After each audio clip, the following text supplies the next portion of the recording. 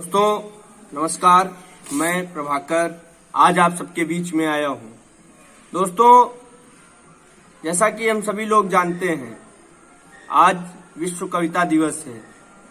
बीते कुछ वर्षों में चंद लोगों द्वारा खुद को कविता का स्वयंभू स्थापित करने के चक्कर में, पुरस्कार और लिफाफों के चक्कर में, खुद को दूसरे से बड़ा दिखाने के चक्कर में कविता का जिस तरह से हनन किया गया है, यह समाज के लिए सही नहीं है।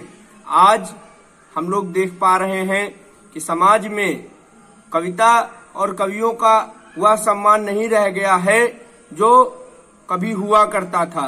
दोस्तों, समाज के लोगों को भी इस बात का हमेशा ध्यान रखना चाहिए और उन तथाकथित कवियों को भी इस बात को हमेशा ध्यान रखना चाहिए जो चंद एक रचनाएं लेकर खुद को स्वयंभू कवि स्थापित करने की होड़ में लगे हैं। मैं उनको बता देना चाहता हूं कि तमाम ऐसे कवि रहे हैं जिनके मरणोपरांत समाज यह जान पाया है कि वे कविताएं भी लिखते थे और ऐसी कविताएं लिखते थे जो समाज को एक नई दिशा और दशा दे सकती हैं। दोस्तों, मैं उस समाज से भी एक अपेक्षा करना चाहता हूं कि कवि मानव होना भाग्य है, लेकिन कवि होना सौभाग्य की बात है। जहां न पहुंचे रवि वहां पहुंचे कवि, ऐसा समाज के लोग कहते हैं। दोस्तों, सबके बस की बात नहीं है अपनी बात को शब्दों में गूंथ कर आप सब तक पहुंचा पाना।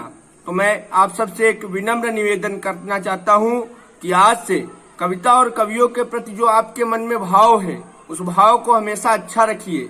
कवि छोटा बड़ा नहीं होता है। लिखने की ललक और समाज को कुछ देने की ललक जिस कवि में होती है, उसी की कविताएं सफल होती हैं।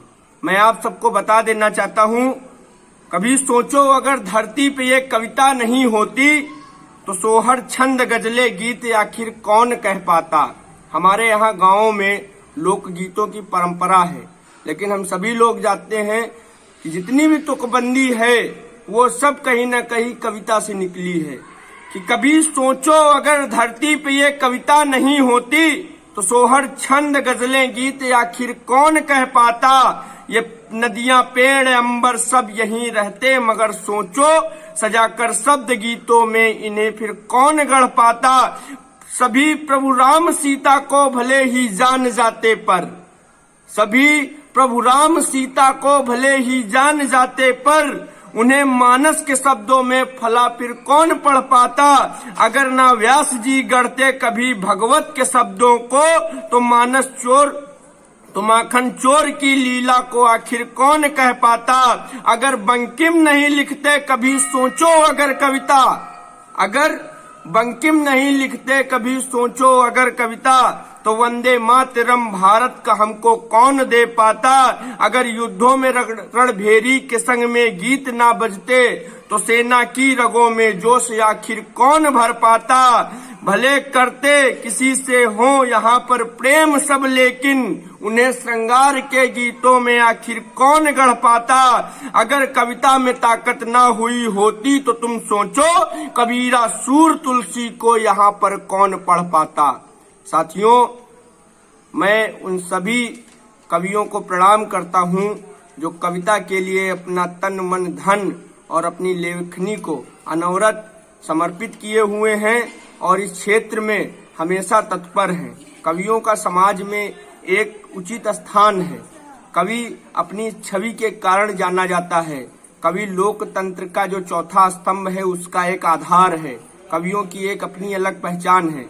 मैं सभी कवियों से निवेदन करना चाहता हूं कि अपनी उस पहचान को बनाकर रखें। सिर्फ पुरस्कारों और लिफाफों तक सिमट कर अपने आप को ना रख लें। अपनी कविताओं को समाज को देने का प्रयास करें। एक दिन ऐसा जरूर आएगा जब समाज से उन्हें कुछ मिलेगा। और मैं समाज के लोगों से भी निवेदन करना चाहता हूं कि आप सब भी कवियों के प्रति और कविता के प्रति अपने भाव को बदलें और सम्मान की दृष्टि से कवियों को और कविताओं को देखें, क्योंकि आप जो नहीं कर सकते वो कोई एक विशेष वर्ग कर रहा है। बहुत बहुत धन्यवाद। जय हिंद, जय हिंदी।